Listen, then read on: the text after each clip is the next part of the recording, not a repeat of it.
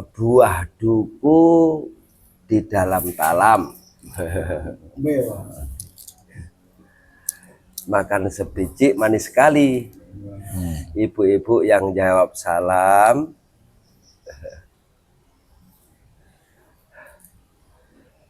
semoga sehat, murah rezeki. Amin. Tadi Bapak ada yang nggak jawab salam ya? Bahaya ini kalau nggak jawab salam. Buah kelapa jatuh di kolam, dibawa pulang ke kampung Tere. Bapak-bapak yang nggak jawab salam, alamat sering dimarah istri ya. Allah. Di mana bumi dipijak, di situ langit dijunjung. Untuk perkenalan saya pakai pantun Jawa aja dulu, Pak.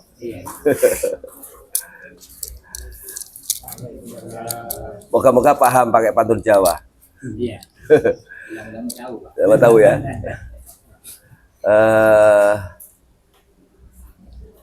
Suwe ora jamu, jamu pisan godong sere. Ini kalau bahasa Indonesia, lama tak minum jamu, jamu sekali daun sere. Suwe ora ketemu, ketemu pisan di kampung Tere. Alhamdulillah ini baru kedua kalinya.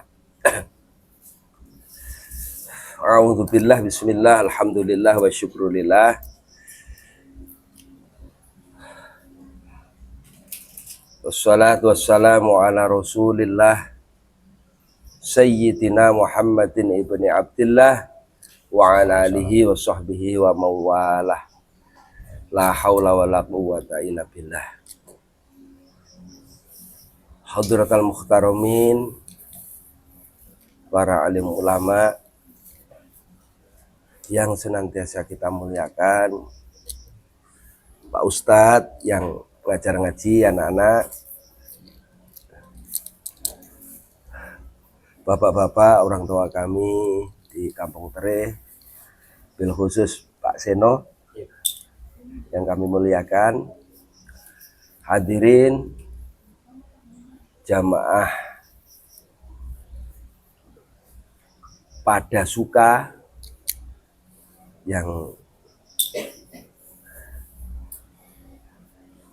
kita sayangi, hadirin hadirat ibu-ibu sekalian yang dirahmati Allah.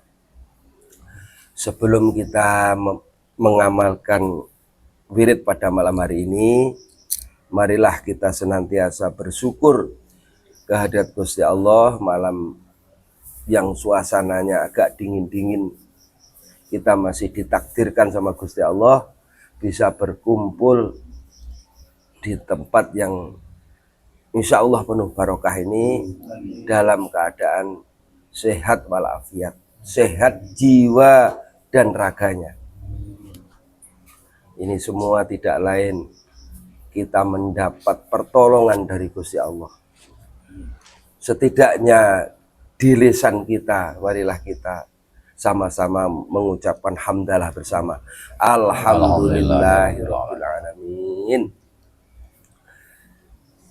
Tidak lupa sholawat ma'assalam semoga tetap terlimpahkan keharibaan junjungan alam Nabi Agung Muhammad sallallahu alaihi wasallam. Nanti di hari tidak ada lagi tolong menolong. Tetangga tidak bisa menolong tetangganya. Dan sibuk dengan urusannya sendiri. Di saat itulah kita butuh pengakuan, kita diakui menjadi umatnya Kanjeng Nabi Muhammad. Semoga pada hari itu kita semua yang berkumpul di sini tergolong orang yang diakui menjadi umatnya Kanjeng Nabi Muhammad. Amin Allahumma. Tidak lain kalau sudah diakui, syafaat atau pertolongannya lah yang senantiasa kita harapkan. Allah sholli ala Muhammad. Allahumma sholli wa sallim wa barik alaihi. Bapak-bapak, ibu-ibu sekalian, di bulan ini, bulan Rabiul Tsani, Rabiul Akhir. Kalau kemarin Rabiul Awal, bulan kelahirannya Kanjeng Nabi Muhammad, bulan ini pas kholnya Sultanul Aulia, komandannya para wali. Siapa itu? Yaitu Kanjeng Syekh Abdul Qadir Jailani. Kalau bapak-bapak lihat pokoknya yasinan, kitab apa, pasti disebut di situ.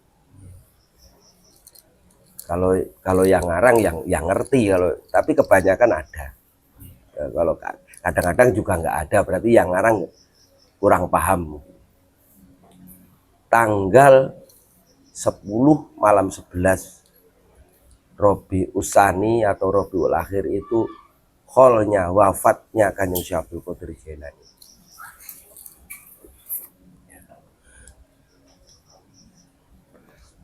Padepokan Dakwah Sunan Kalijaga atau Padasuka rutin setiap bulan mengadakan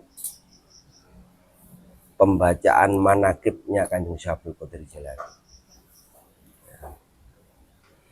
Sebelum mengamalkan sedikit, mari kita tambah pengetahuan kita, ilmu kita. Apa sih manaqib itu? Apakah sih pembacaan manaqib itu? Terus fadilahnya apa? Manaqib ini adalah cerita, sama dengan kalau di Bumi Melayu disebutnya Al-Barzanji ya. Al-Barzanji. Ya. Kalau Al-Barzanji itu manaqibnya atau ceritanya Kanjeng Nabi Muhammad. Kalau ini manaqib ini ceritanya Kanjeng Syekh Abdul Qadir Jailani. Yang ngarang sama Sayyid Ja'far bin Hasan bin Abdul Karim Al-Barzanji.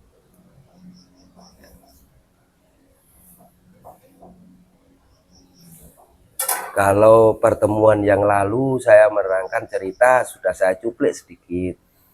Untuk malam hari ini mari kita tambah lagi. Manaqib itu isinya cerita, diamalkan itu untuk sebagai wasilah. Kita berwasilah, bertawasul dengan Kanjeng Syekh Abdul Qadir Jailani atas hajat kita kepada Gusti Allah.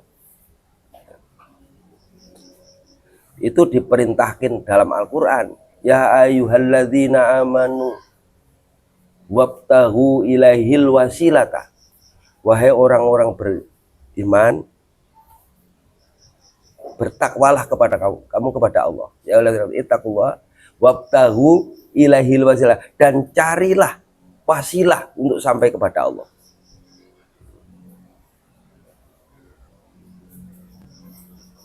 Jadi kalau kita umum aja lah, kalau kita renungkan, kalau nak ketemu yang dekat aja lah, wali kota aja lah. Kalau kita datang ke kantor mungkin sama penjaganya ditolak, nggak boleh masuk. Tapi kalau kenal dengan orang dekatnya wali kota, pasti diantar. Kenal akrab sekali, bahkan baik, akrab sekali, insya Allah diantarkan kepada wali kota.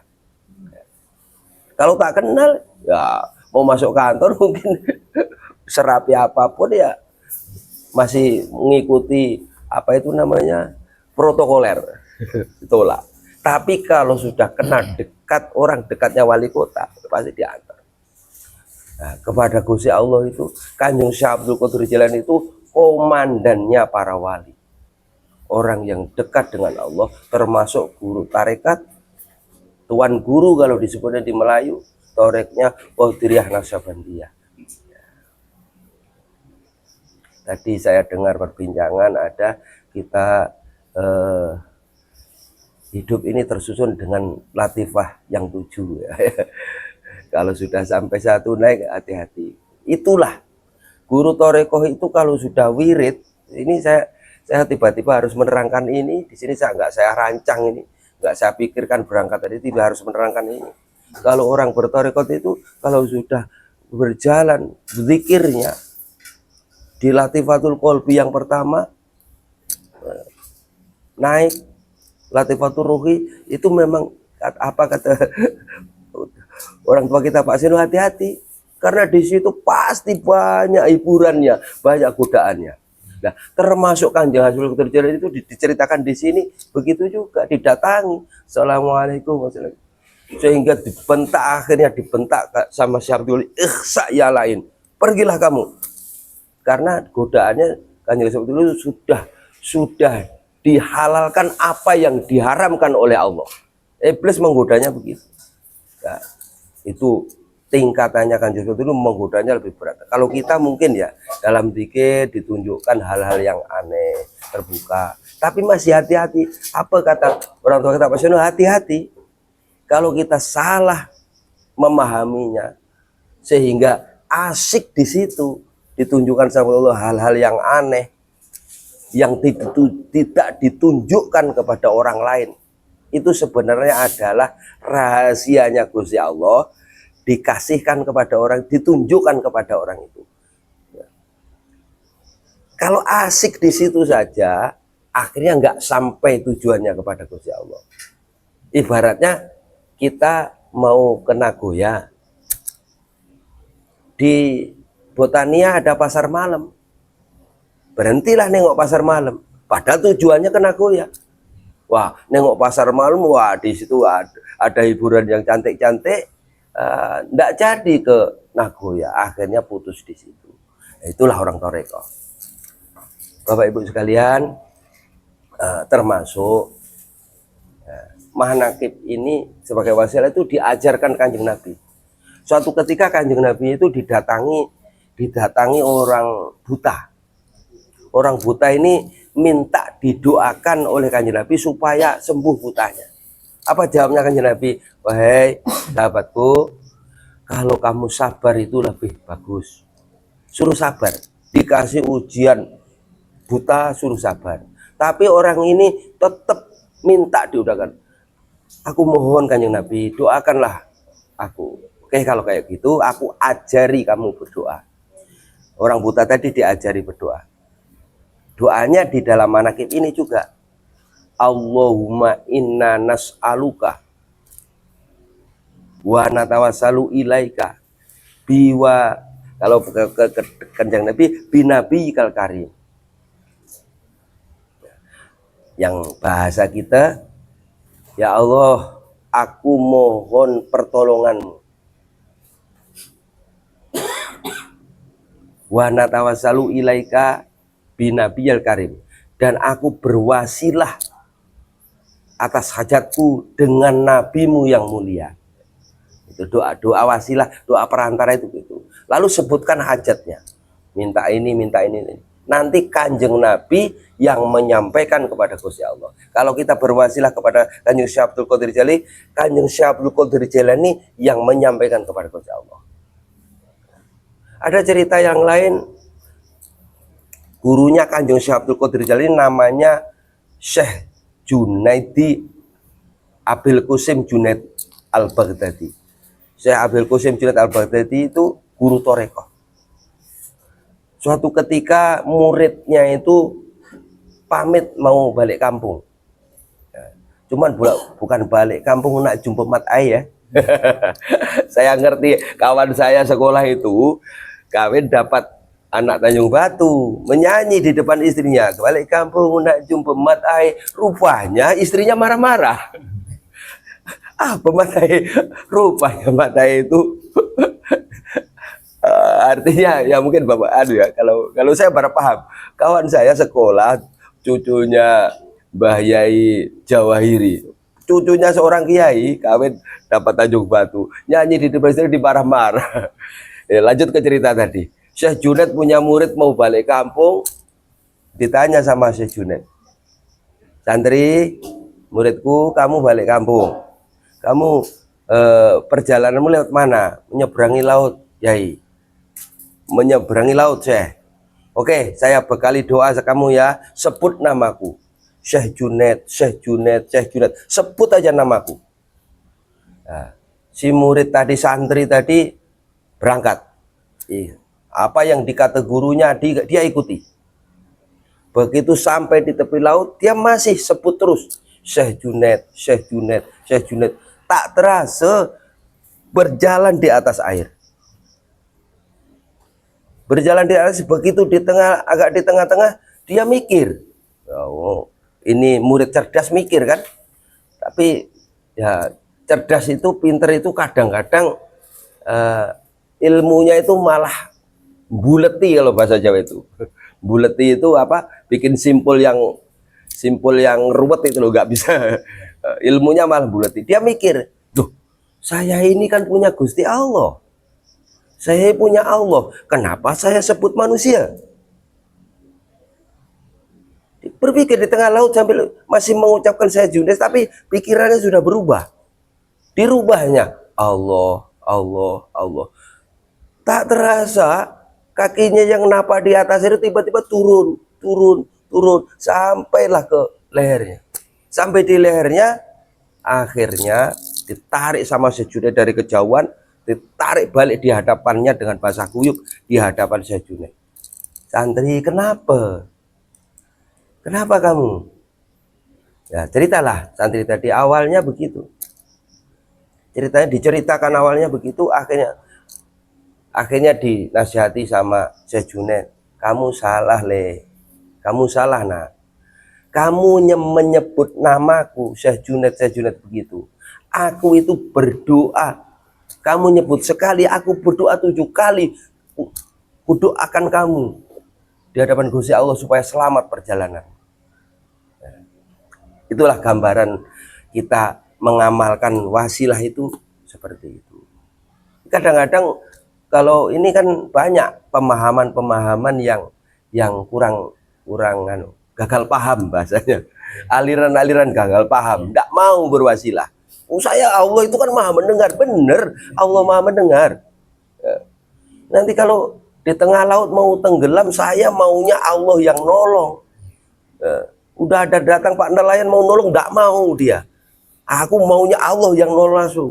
Ada kayu lewat, nggak mau diambilnya kayu untuk. Saya mau Allah yang nolong. Ya akhirnya tenggelam sendiri. Itulah Allah. Allah mengirimkan kayu, Allah mengirimkan ban bekas untuk menyelamatkan diri, tidak mau. Dan dalam amalan-amalan kita seharian itu pasti berwasilah. Contoh, dalam sholat tasyahud akhir itu yang dibaca pasti baca sholawat.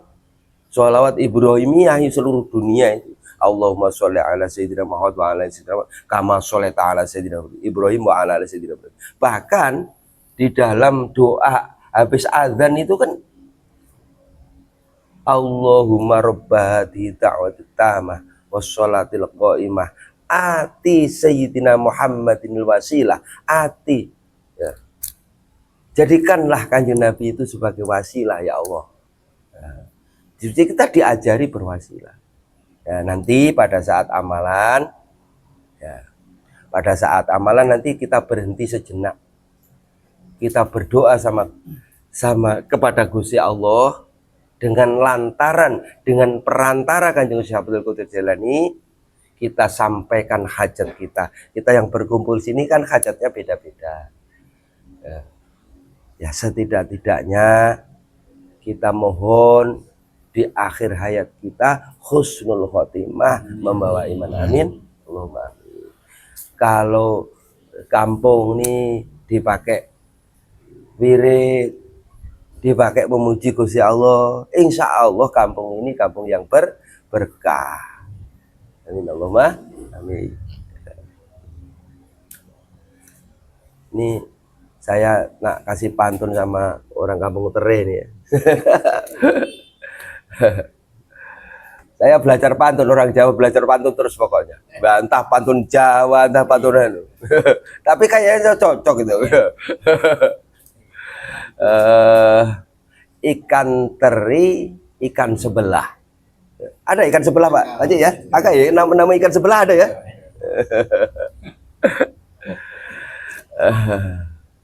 Dibikin sambal, lezat rasanya. Sambal teri campur ikan sebelah, lezat.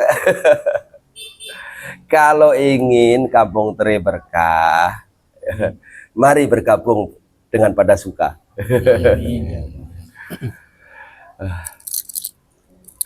Yang terakhir, sudah malam, ini karena nanti panjang, kita amalannya agak panjang, cukup sekian dulu.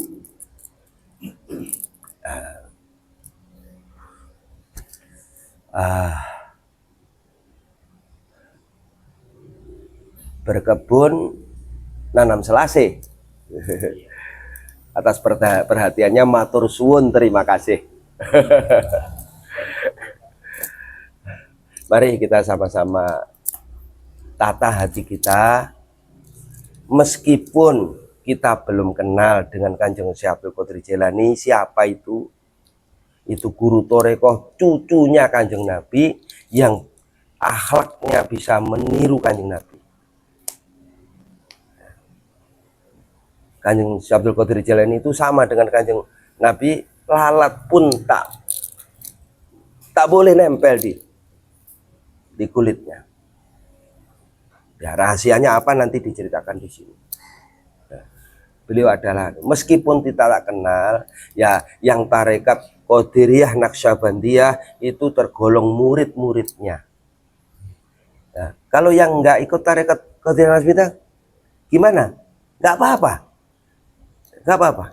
Yang penting niatnya senang, senang aja, senang dengan siapa? Dengan orang yang dicintai sama Gusti Allah. Kita senang karena apa sih? Kanjeng Nabi pesan itu dalam sabdanya, orang itu akan dikumpulkan nanti di yaumil akhir dengan orang yang disenangi. Kalau kita senang kepada Kanjeng Syekh Abdul Qadir Jailani, insya Allah nanti di hari akhirat kita dikumpulkan bersama Kanjeng Syekh Abdul Qadir Jailani. Amin Allahumma. Amin. Itu saja pesan saya. Mari kita tahati kita sama-sama menghadap Gusti Allah dengan perantara Kanjeng Syekh Abdul Qadir Jailani, dengan hati yang ikhlas, mengharap semata-mata mengharap ridho dari Gusti Allah. Itu saja.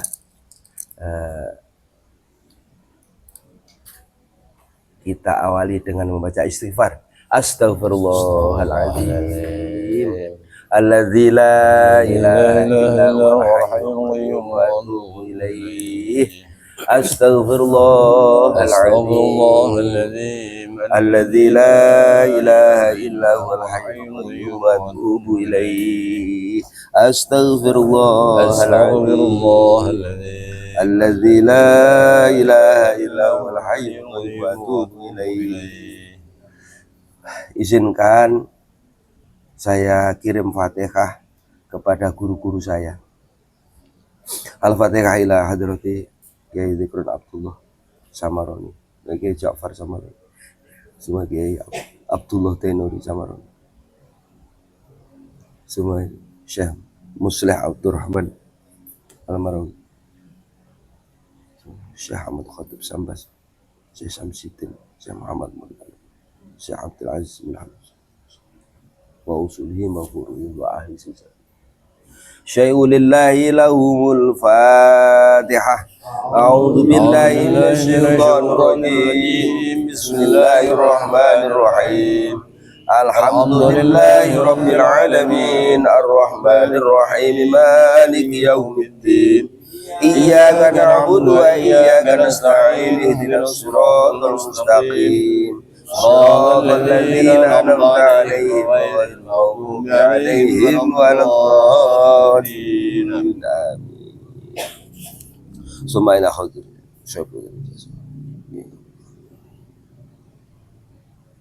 Al-Fatihah. A'udzu billahi minasyaitonir rajim. Bismillahirrahmanirrahim.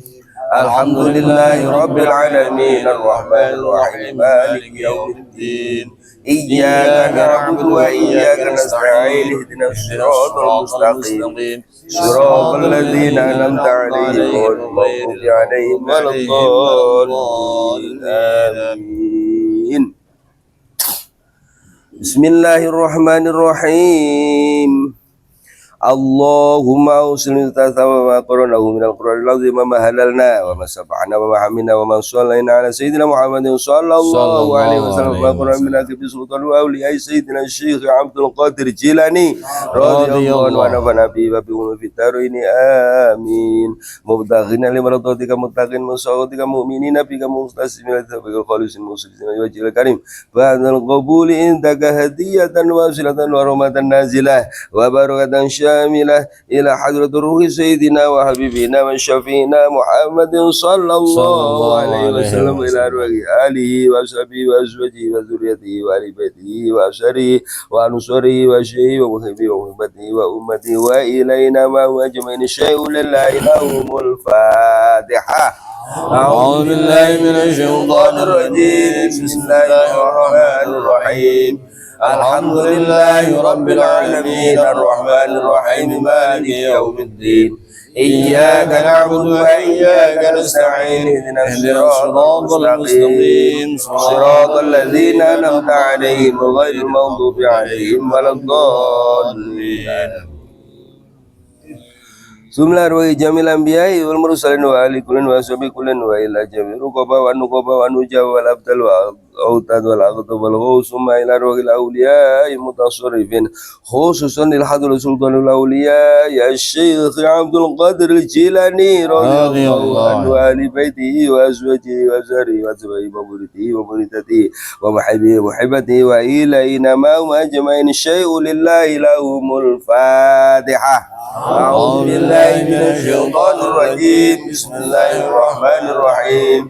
الحمد لله رب العالمين الرحمن الرحيم مالك يوم الدين إياك نعبد وإياك نستعين اهدنا الصراط المستقيم صراط الذين أنعمت عليهم غير المغضوب عليهم ولا الضالين آمين. ثم إلى سائر أولئك التسعة الذين بلغوا الدين في البلدان إن أوصيا ونخص قلوبهم وبشر أولياء في العرب والعجم وأئمة المجتهدين وحمل القرآن العظيم والقراء المخلصين وأئمة المحبين المفسرين والستر والسبع المحققين وجميع أهل الطرق المعتبرة والفقهاء والمؤلفين بالعلوم الشريعة أينما كانوا والعلماء والصالحين والعارفين بالله والمقربين عند الله وجميع الشيخين والشيخين ولمن أوصاهم بالخير وجميع آبائنا وأمهاتنا وأصولنا وأبورنا وأزواجنا وأسرنا وإخواتنا وأخواتنا وأمامنا وأمتنا وأخوالنا وأخواتنا وأقربنا وأرحامنا وعواشنا وأزمائنا وجماعتنا وجميع من أحسن إلينا وذي الحقوق الواجبة علينا وعلى الحاضرين في مجلسنا هذا وعليهم وعليهن الفاتحة. أعوذ بالله من الشيطان الرجيم بسم الله الرحمن الرحيم. الحمد لله رب العالمين الرحمن الرحيم مالك يوم الدين إياك نعبد وإياك نستعين اهدنا الصراط المستقيم صراط الذين أنعمت عليهم غير المغضوب عليهم ولا الضالين. ثم إلى كافة المسلمين والمسلمات والمؤمنين والمؤمنات خاصهم وعامهم مشاكل الأرض إلى مغاربها ومن يمينها إلى شمالها ومن قف إلى قف شيء لله لهم الفاتحة. أعوذ بالله من الشيطان الرجيم بسم الله الرحمن الرحيم. الحمد لله رب العالمين الرحمن الرحيم مالك يوم الدين إياك نعبد وإياك نستعين اهدنا الصراط المستقيم صراط الذين أنعمت عليهم غير المغضوب عليهم ولا الضالين. إن الله يعطي درجات في الجنة ويغفرون بما بيقولوا ما يمدون بأسرارهم وأنوارهم ويؤتي علينا من بركاتهم ويغفر لنا ولهم يكون بهم بالخير والعافية والعافية والأمن والسعادة والمغنى والبركة وإن الله ببركاته برزق الأشباه والأرواح من غير مشقة ولا ضر ولا نصب ولا تعب ولا نبات وإن الله يعظمنا ويغفر في جميع الله في الدين والدنيا والآخرة وإن الله يشفينا وجمع مرضانا من الأمراض والأسقام شفاء عاجلا الواح العجلة السعادة شفاء لا يغادر بعد سقما وإن الله يبغض زيارة الحرمين بأداة فرد النسكين وإن الله يخجلنا وأهل بيتنا وأصحابنا وجماعتنا ومؤمنين مسلمين محسنين مطمئنين مستقيمين على الطاعات وعن المعاصي والمخالفات وإنه يغفر لنا تواب الحق والهدى وإنه يذهب بنا بما جرت بالمقادير وإنه يقضي حاجاتنا ويسر لنا وله أمور الدين والدنيا والآخرة ويهون عليهم سكرة الموت ويختم لنا وله بحسن الخاتمة بشفاعة سيدنا ومولانا محمد صلى الله عليه وسلم وسيد الغوث سؤال بهذا المعنى رضي الله عن شيء لله لنا ولهم ولهن الفاتحة. أعوذ بالله من الشيطان الرجيم. بسم الله الرحمن الرحيم. الحمد لله رب العالمين الرحمن الرحيم مالك يوم الدين إياك نعبد وإياك نستعين اهدنا الصراط المستقيم صراط الذين أنعمت عليهم غير المغضوب عليهم ولا الضالين آمين. لا إله إلا الله والله أكبر. بسم الله الرحمن الرحيم. قل هو الله أحد الله الصمد لم يلد ولم يولد ولم يكن له كفوا أحد. بسم الله الرحمن الرحيم. قل هو الله أحد الله الصمد لم يلد ولم يولد ولم يكن له كفوا أحد. بسم الله الرحمن الرحيم. قل هو الله أحد الله الصمد لم يلد ولم يولد ولم يكن له كفوا أحد. لا إله إلا الله والله أكبر. بسم الله الرحمن الرحيم. قل أعوذ برب الفلق من شر ما خلق ومن شر غاسق إذا وقب ومن شر النفاثات في العقد ومن شر حاسد إذا حسد. لا إله إلا الله والله أكبر. بسم الله الرحمن الرحيم. قل أعوذ برب الناس ملك الناس إله الناس من شر الوسواس الخناس الذي يوسوس في صدور الناس من الجنة والناس. لا إله إلا الله والله أكبر. بسم الله الرحمن الرحيم.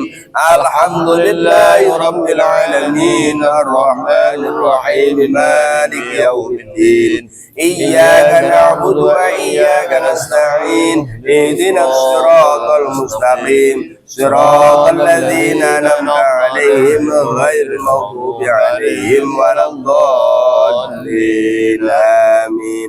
بسم الله الرحمن الرحيم. ألف لام ميم.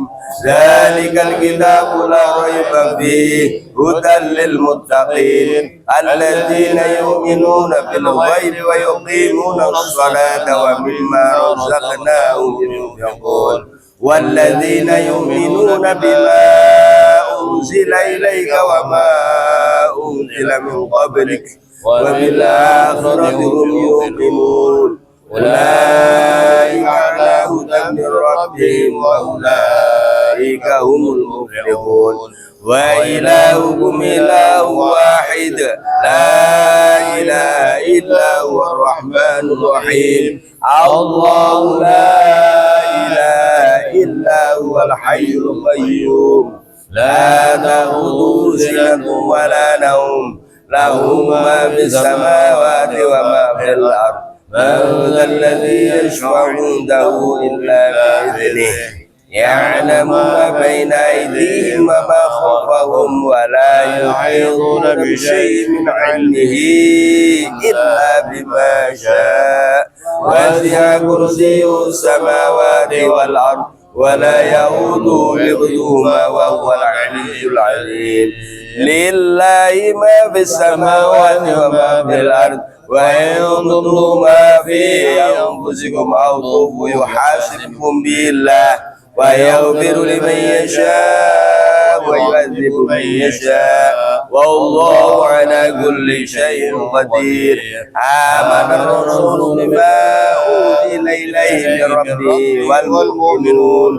كل آمن بالله وملائكته وكتبه ورسله لا نفرق بين أحد من رسله وقالوا سمعنا وأطعنا غفرانك ربنا وإليك المصير لا يكلف الله نفسا إلا وسعها لها ما كسبت وعليها ما اكتسبت ربنا لا تؤاخذنا إن نسينا أو أخطأنا ربنا ولا تحمل علينا إصرا كما حملته على الذين من قبلنا ربنا ولا تحملنا ما لا طاقة لنا به واعف عنا واغفر لنا وارحمنا واعف عنا واغفر لنا وارحمنا واعف عنا واغفر لنا